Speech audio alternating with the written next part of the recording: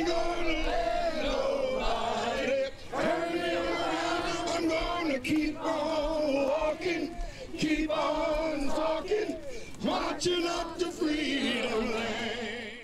4 days after Rosa Parks stood up for justice by sitting down, the boycott began. That evening at the first mass meeting, King declared, "When the history books are written, somebody will have to say, there lived a race of people, a black people, who had the moral courage to stand up for their rights."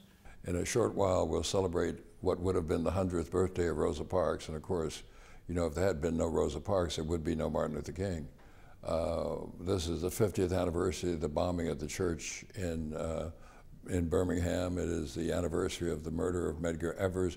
So there are lots of civil rights related anniversaries, some of them sad occasions, that we'll be observing over the next year. What needs to happen now is what needed to happen then. That is that ordinary people, men, women, young people, older people, need to say, here's a problem. I can do something about it.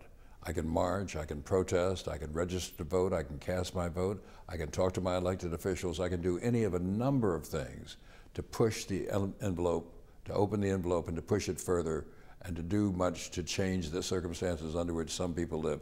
I can do that. I can do that because I'm able and I'm willing and because I'm committed to it. The great Children's March in Birmingham, that was children. That was not Dr. King marching down the street. That was high school and grade school children marching down the street and marching into jail because they believed firmly in the cause they were fighting for. So everybody, young, old, white, black, whomever you are, needs to understand this movement of yesterday that we celebrate so often was done by ordinary, everyday people, and ordinary, everyday people can create another movement today.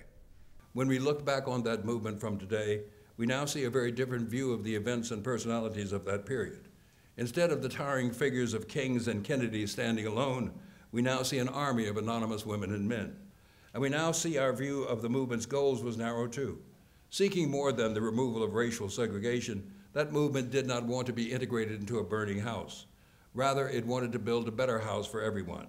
It marched on Washington for freedom and jobs, not for abstract freedom alone.